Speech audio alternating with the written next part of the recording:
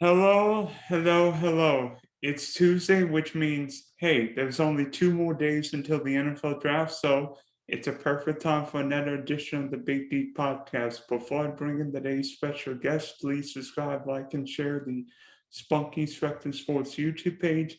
Just uploaded one episode last night, one episode this morning, so please check it out. Also, check out the Big Deep Podcast for your audio listeners on Spotify and Apple. So, joining me to discuss all things NFL draft is one guy who not only covers the college football for the SEC on CBS, but I don't know what he'll be doing this year because usually he's Troy Aikman's spotter, but I don't know what you're going to be doing this fall, David, but you'll be doing something, right? Well, I haven't lost any jobs. I'm just switching networks. So we're still SEC on CBS with Gary Danielson. And instead of doing Sunday afternoons with Fox, we'll be doing Monday nights with ABC. Yeah, will that schedule actually be better for you? Because instead of going from like Tuscaloosa to Seattle, you might be going Tuscaloosa to you'll have at least another day somewhere. Yeah, I was doing Thursday, Saturday, Sundays for the last 3 years. And so Fox lost Thursday football, so it looked as if I would just be Saturday, Sunday. But now that Troy left Fox and I'm going with Troy, so yeah, it'll be a much easier travel schedule. Travel Friday, college game Saturday, travel Sunday, NFL game Monday night, home Tuesday. It will be weird not working on Sundays, right? Yes, it will be weird being able to watch football. So, as you know, Thursday's NFL draft is getting ready to take place in Las Vegas. And to me, as in most years, the question is who's going number one? Because as a Jags fan, it pains me because it sucks that we have the number one pick. But who do you think the Jags should take at one and ultimately will take? Because to me, there are 4 guys the Jags should consider at one. Okay, who are the four?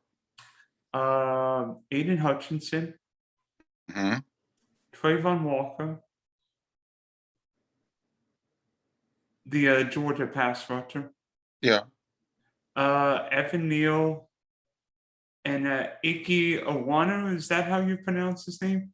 from NC State. Yep. Yeah, I would take the tackle. I actually would trade down with Detroit. Detroit wants Hutchinson. I would call Detroit and bluff and say, listen, I'm going to take Hutchinson. Uh, what are you giving me for him? Detroit's got 2 third-round picks, one early, one really late. And I would take either third-round pick from the Lions, switch spots. I would take the tackle. I'm not sold on any of the defensive ends. I don't think any of them is a Myles Garrett. I think Hutchinson will be a solid player. I do not think he will be a great player. Obviously, I could be terribly wrong here. He could be one of the Watt brothers, but I think he will be a 6 to 8 sack a season guy. I think he'll be a Jeff Lageman type defensive lineman, and I'm not taking that at first or second overall. Meanwhile, I'm investing my resources in and around Trevor Lawrence. And they have a need at one of the tackle positions, number one. Number two, Cam Robinson could leave after this year in free agency. They don't have a long-term deal with him yet. And even if they do, you want bookend tackles anyway. So I would try to trade down and get something from Detroit, who's desperate to draft the Wolverine. And then I would take whichever offensive tackle I like best. Yeah, it's weird because everybody's saying the Jags' biggest need is pass rusher, but yet we've seen teams not win playoff games or not win Super Bowls because of crappy offensive lines. I mean, I look at the Well, Chiefs, the Super well, Bowl. to me, it's not. I mean, I'll agree that I think they have a bigger need at pass rush than they do at offensive tackle. But I'm not sold on the defensive lineman. I am just not. And I don't want to go bust. at number one. I'm going to be chicken and play it safe. And I'm going to take a tackle that I'm pretty sure is going to give me 8 to 10 years blocking for a franchise quarterback. And maybe I'll get my pass rusher next year.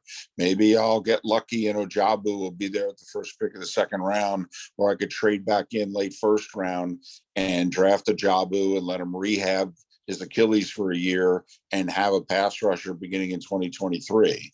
So I'm just going to play it safe at the top of the draft if I'm Jacksonville. I think there's a chance to go bust with one of these defensive linemen. I mean, the kid from Georgia only had 6 sacks last year. Hutchinson, when he went up against good linemen, he didn't play like the first or second overall pick of the draft. And I think he's got one move, and that's a speed move. I'm worried that I'm going to go bust with the defensive lineman. And Thibodeau, they question his motor and whether or not he really wants to play. I'm not questioning myself with the tackle. I'm going to play it safe. If I end up passing on the next TJ Watt or Myles Garrett, I'll take the heat. I actually agree, because I look at where Jacksonville is, and I think the Jags have got to build the offensive line better. Yeah, Cam can be the left tackle, but I think Evan Neal can play anyway. I mean, he's 6'7", 340, but yet Evan Neal doesn't feel like he's 340. I think Evan Neal could play left tackle in the NFL right now, and Ekwonu reminds me a lot of Quentin Nelson when he came out of Notre Dame. I think he's going to smash the you-know-what out of people. Now, I must admit, I don't think the Jags spent well at wide receiver, but they have upgraded the position. In theory, ATN is healthy for you this year. I'm just trying to make life for Trevor Lawrence as good as I can, as quickly as I can. I can buy a defense if I need to at some point. Yeah, and I feel like pass rush is so difficult because we see all these guys perform well in the combine. Oh, he ran 4.51 in the scouting combine. I'm like, Cooper Kupp ran 4.62, and it's like, and I don't care what you run in the 40. And I'm not even sure Travon Walker was the best Georgia player last year. I thought Davis and Kobe Dean were better than Walker. It seemed like Walker just was. I will say, Georgia's defensive scheme is complicated. Guys, some of their stats will be better on Sundays because they're actually going to have more freedom. That was, I don't know if it was a historically great defense, but that was a great defense. And he was a big part of it. Tough to block one-on-one. To me, though, if I'm drafting a defensive lineman first overall, I have to be guaranteed he's double-digit sacks a year for 8+ years. I'm not guaranteed, or I don't feel comfortable with any of these guys at the top of the draft. Interesting. I wouldn't have thought that, but Now that all indications are, though, the Jags are not going in this direction. They're going to go pass rush. Right now, the Vegas says they're going with the kid from Georgia, which means Hutchinson likely goes 2, and then the draft starts with Houston at 3. So to me, it seems like the wide receiver positions become more and more valued, not just in the NFL circle, but on draft day itself. What's the over-under on how many wide receivers will be first rounders? Well, I think you're going to see about a half a dozen go in the first round. To me, the question is, when does the run start? I mean, there's a chance there's not a wide receiver taken in the top 10. Then again, maybe Atlanta starts the run at 8, and the Jets then take one at 10, and then the run starts a lot sooner, and look out. In which then even the Saints and the Eagles are worried about who's going to be on the board for them when it's their turn at 16 and 18 and 19 and all that good stuff. So that, I think, is one of the many parts of the draft. When do the skill players start going? There's not going to be a tight end in the first round. There's likely not going to be a running back in the first round. There's going to be 2 or 3 quarterbacks in the first round. So when does the run start on wide receivers? Does it start at 8 or 10, or does it actually linger into the teens? maybe Washington starts at 11, although I have a feeling it'll be tough for them to pass on the safety from Notre Dame. I think Minnesota is going to go corner at 12.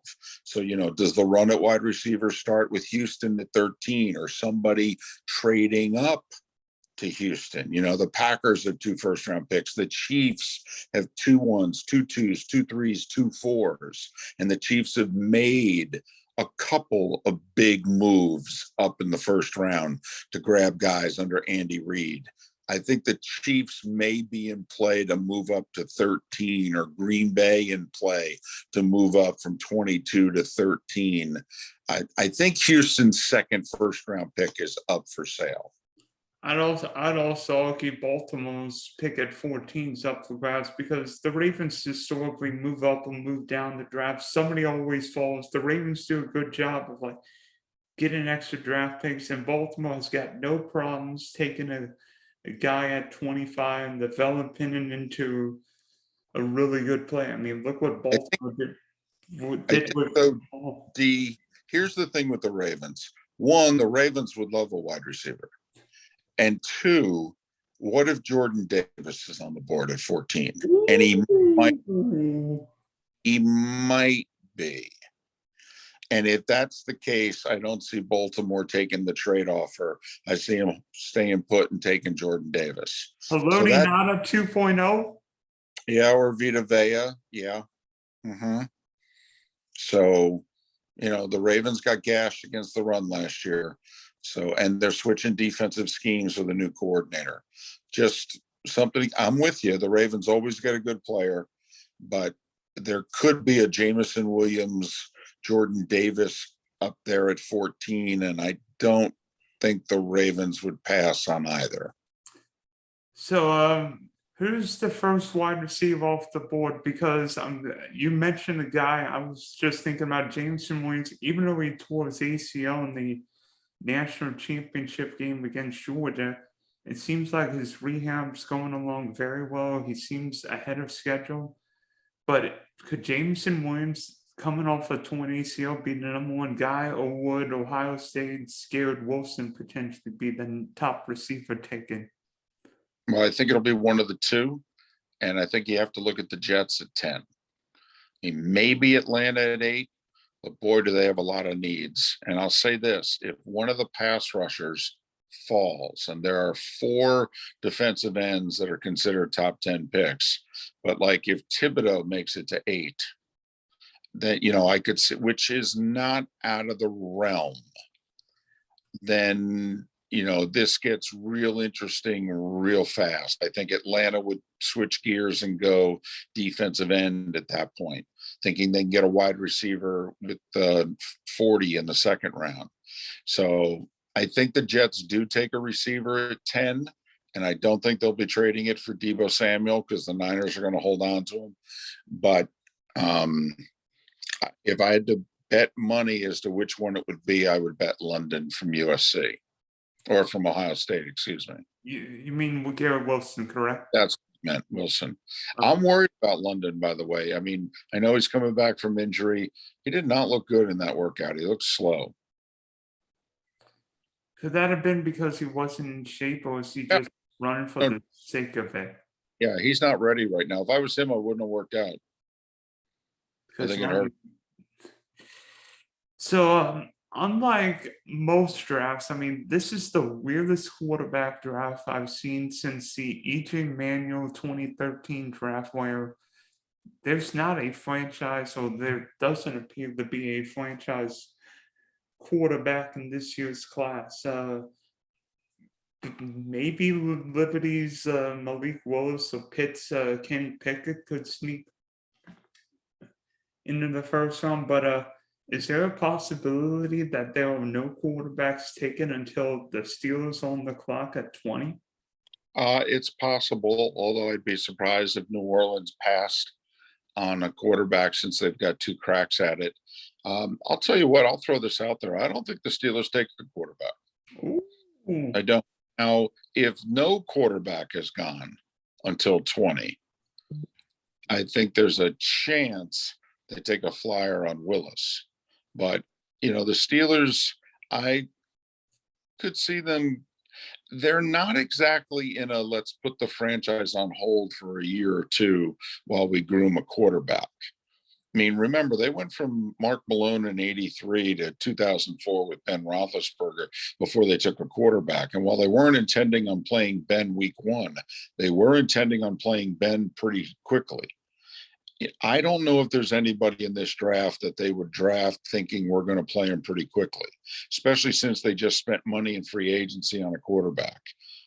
So while I don't think they believe Mason Rudolph is in any way their future, I could see them just going with Trubisky for a year or two and waiting to see whether they can get their hands on a better quarterback than what they can do this year. That's actually a really good point because Trubisky's still in. Steelers signed Trubisky. He's got a little mobility, and with Najee Harris, Deontay Johnson, Steelers might not need a great quarterback. I mean, Big Ben looked like he was 90 years old last year. I mean, maybe Trubisky could just hold the fort. You know, the Steelers are going to play good defense. TJ Watt sacking everybody. If you're betting on what the Steelers would do, and it's my $20, would you bet on them taking Malik Willis or Kenny Pickett, or would you bet on them taking either the guard from Boston College or the center from Iowa? I mean, the Steelers build at the line of scrimmage. And I really think the Steelers are going to surprise people by how safe they play it at 20, and they take a plug and play interior offensive lineman and they move on. I mean, it makes a lot of sense because the Steelers offensive line last year was not Pittsburgh's usual strength. It was awful. And it had the year before, D. It's been on a decline for a while, and the Steelers know they're. I mean, the AFC is a tough sledding right now. You can't be weak at the point of attack. They can get pressure on the quarterback. They're decent up front defensively. They're not decent up front offensively. They need a much better offensive line, particularly inside. Especially in a division where, you know, Cleveland brings Myles Garrett, the Bengals are so much improved, and Baltimore is going to draft somebody on defense, probably. So now I do think there will be 3 quarterbacks taken in the first round. I just think that 2 of the 3 will be in the 20s. The one to keep an eye on, a lot of people like Ritter from Cincinnati, and they actually think that he might be more ready day one than even Pickett. That's how much they like him. And I don't think the quarterback. I don't think any of the quarterbacks will be drafted with the intention of playing week one, however. I think Ritter makes a lot of sense. I mean, if the Lions have got the 32nd pick, get that 5th-year option. But this is a weird quarterback draft where there's no Trevor Lawrence, there's no Kyler Murray, there's no Joe Burrow. I mean, it feels weird that we're talking number 1 picks and a quarterback's not even mentioned. Well, you brought up an interesting scenario. Like, let's just say the quarterbacks are falling, and either none or one has been taken, and it comes time for Pittsburgh to be on the clock. If you're Detroit, are you going to gamble that Ritter is going to make it to you at 32, or are you going to package 32 and 34, move up to 20, grab your quarterback of the future at 20, and then Pittsburgh moves down and they've got 32 and 34, which is good because they'll think, well, great, we'll draft 2 starters here. And you have theoretically 2 first-round picks. Well, yeah, because the Detroit picked second, so they'll have 2 and 20, and then the Steelers will have, you know, whether you view it as 2 1s or 2 early 2s, whatever the case is, they'll get 2 starters out of the deal instead of 1. Just going to be interesting. So, to me, a fascinating rumor I keep hearing the past day or so is whether Sauce Gardner, the kid from corner from Cincinnati, or Derek Stingley Jr., the LSU Tiger, will be the top cornerback, because I've heard rumors that the Texans might take Stingley at 3, and I'm like, that seems a little odd because, yeah, we all know what Stingley did for the 2019 LSU national champion squad, but Sauce Gardner played great football. Nobody could Nobody could beat him. He played great against Alabama. He feels like a number one corner, if you ask me. But you saw Stingley play in 2019, so who do you think is the top cornerback taken? I think Stingley goes in the top 10. I will say that his stock is rising. I do think people need to take this into account. 2020 was a COVID year, Yeah, and last year was an absolute you know what show in Baton Rouge. I think And the last 2 years were crap shows in Baton well, Rouge. Stingley, however, in 2019 was the best corner in the country, and he was ready for the NFL after his freshman year. And it's tough for those that are basically, I don't want to be here in college anymore, but the NFL won't let me come for 2 more years to keep playing. And I think Stingley was always playing at 3/4 speed, trying not to get hurt from when I saw him.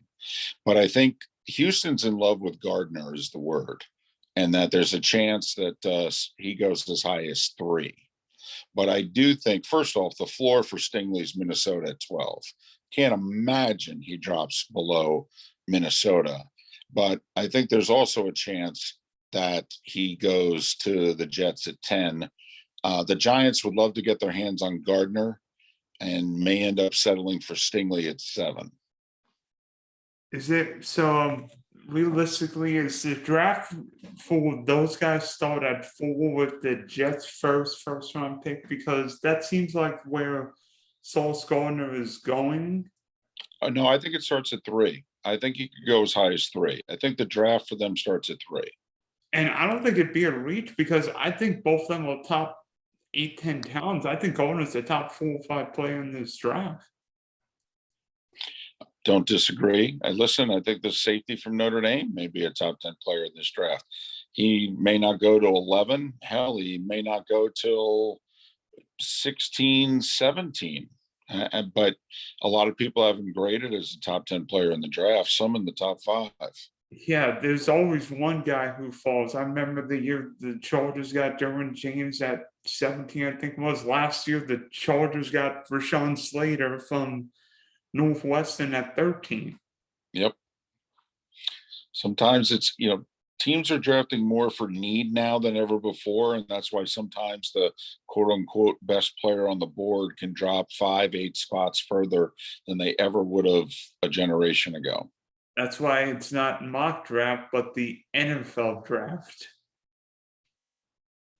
So, what team do you think needs to be aggressive in moving up the draft board? Because there are a bunch of, I think, 8 teams with multiple first round picks.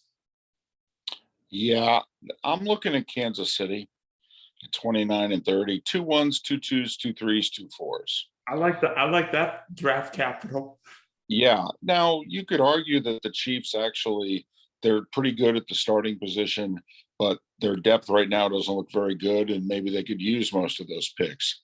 But there's a part of me that thinks that the Chiefs, one or two of their guys that they have ranked as teams rank who they feel are first round picks. And usually they only view about 17, 18 guys as first round guys.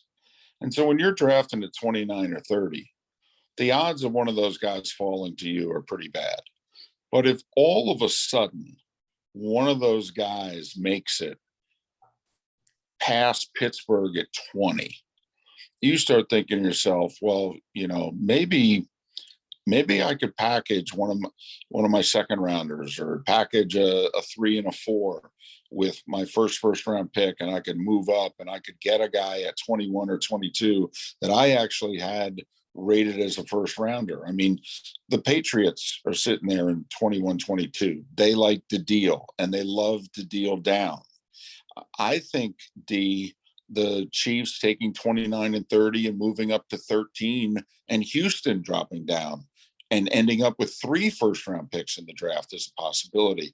If the Chiefs have one top notch player in which they go, wow, we can get him, and we still have 2 2s, 2 3s, 2 4s to fill in our depth. I mean, maybe they replace Tyreek Hill with who they feel is the best wide receiver in the draft by moving up to 13. Maybe they get Jordan Davis put next to Frank Clark, thinking of not only now, but the future. I mean, I think, they could use a right tackle, quite frankly. I think the Chiefs are going to be aggressive. I would be surprised with 8 picks in the first 4 rounds if they just hang tight and draft. I don't feel like Kansas City will be at 29-30. I mean, last year the Chiefs moved the first round pick to get the left tackle from Baltimore. And I think on Thursday night the Kansas City Chiefs are going to move up. The guy we mentioned, I think Jameson Williams could be a Kansas City Chief, because if not for the injury, Jameson Williams is probably a top 70 pick in Thursday's draft. And I he's agree. got speed to burn. And let's see, Tyreek Hill could run like the demons. Nobody could stop Jameson Williams, and you saw more than anybody. Nobody could stop him. Not even those Georgia kids could stop him. Well, there's no doubt if he had not gotten hurt, there's no way he goes later than Atlanta at 8. No way. You imagine Jameson Williams and Kyle Pitts on that fast artificial surface. Ooh boy. Yeah, they got a lot of holes though. But while imagine Jameson Williams replacing Tyreek Hill with Kansas City. Now I know they went out and they got Valdez-Scantling and they got Juju Smith-Schuster, but to me those are number 2 and or number 3 wide receivers who I don't think they have a 1 on the team. Now they got Kelsey, but I don't think they have a wide receiver that warrants attention from a safety. And if they get a chance to get him, I just think that there's a potential deal there with Houston at 13, maybe Baltimore at 14. And you mentioned these 2 teams dealt just last year, but I just got a feeling Kansas City is going to be aggressive. I think the Packers not only have to be aggressive, but must be aggressive, because Green Bay has got 2 1s and 2. Oh, what happened there? What happened? I mistakenly hit a button. Oh, My sorry. bad. I think Green Bay has got to be aggressive. 2 1s and 2 2s in the Devontae Adams trade. Green Bay needs to reward Aaron Rodgers with somebody. I mean, Treylon Burks. I do not think it's happened, D. First off, you tell me the last time the Green Bay Packers were aggressive in the first round of the draft. Never.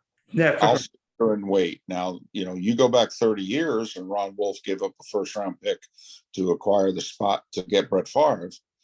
But the Packers sit tight or move down. The Packers feel as if they have a few holes, and I believe the Packers think that they can get a Christian Watson at either 22 or 28, or maybe even Olave from Ohio State at 22. I think the Packers think that they'll be just fine hanging out where they are. Now, maybe they may take some picks and move up within a round to get a specific player. Like 2 years ago, they did move up from 30 to 26 to get Jordan Love. I could see a small move like that, whether it be in the first round, they had a 4th round pick, or in the second round, they had a 4th or 5th, and they move up within a round. But I don't see a major aggressive Chiefs-like move from the Packers. They just don't do it. I know the Packers hold on the draft picks like they're candy, but I think they've got to get one of these playmakers, because you imagine what Aaron Rodgers could do with Jameson Williams. I agree. But if you're telling me that the price to get Jameson Williams is 22 and 28, I'm telling you I don't think the Packers would do it. Now, I would do it, but I don't think the Packers would do it. I think a perfect draft for Green Bay in the first round is they can get a wide receiver at 22, one of the 2 that I mentioned, and then they can draft a Jabu at 28 and stash him for a year and think that they've, drafted a pass rusher who maybe helps them at the end of this season, but in all likelihood plays in 2023. That's interesting. Is there a chance that the Northern Iowa tackles available at either of one of Green Bay's picks? Yes, yes, I do think the Chargers at 17 will because the top 3, 4 tackles are all going to go. I mean, the top 3 are going to go real early. I think the 4th could go in the top 15, and then you start wondering, when does the 5th go? And so does he make it? The Saints are definitely going to draft the tackle. Yeah, because the other one's just down the road in Miami. Exactly. So at 16 or 19, probably 16, because they won't take any chances, they're going to draft a tackle. So the question becomes, did they take the 4th tackle or the 5th? So all 5, including the Northern Iowa kid, could be a Saint at 16. That might be where the tackle run ends. Yeah, Trevor Penning, I believe. Trevor Penning, the right tackle from Northern Iowa, looks like he will be the 4th or 5th tackle, depending on what mock draft you read. So it's going to be a fascinating draft. Wide receivers, pass rushers, corners, but no quarterbacks. Just what we all thought of. But think about this. 4 years ago, we had the sexiest draft you could ever imagine. We had quarterbacks go 1, 3, 7, and 10. And one of them hit. And only one of them hit, Josh Allen at 7. Number 10 is all but out of the league, and Josh Rosen. Number 3 is Sam Darnold, who's already on the 2nd team. And number 1 is Baker Mayfield, who within hours of the draft will be on his 2nd team. So of those 4 quarterbacks taken in the top 10, which had never happened before, only one of those 4 quarterbacks will see the option year of his rookie contract with the team who drafted him. Yeah, I think Buffalo would be happy with Josh Allen at 7. The other 3, not so much. Well, it's a very interesting move that Cleveland has just made this offseason. I think from a football standpoint, it will work. We'll see what the fallout is. We'll also see just how long he's going to be suspended for in 2022. What if what if Deshaun's suspending the whole year? That might play into whether they keep Baker or not. It'd be difficult for me to imagine he gets suspended more than 8 games and probably gets reduced to 6 upon appeal. But I mean, NFL's got to rule on this at some time. Yeah, Big Ben got 4 games for whatever. Well, originally, you got 6. Actually, got 6 and brought down the 4 for what happened in Colorado, right? Georgia. Oh, Georgia. But he was never even charged in that case. No, and technically, neither has Deshaun. No charges were filed by 2 grand juries against Deshaun. He's facing up to 22 civil suits, but no criminal charges have been filed against Deshaun. No charges were ever filed against Ben, and yet he was suspended for 6 games, reduced to 4 on appeal.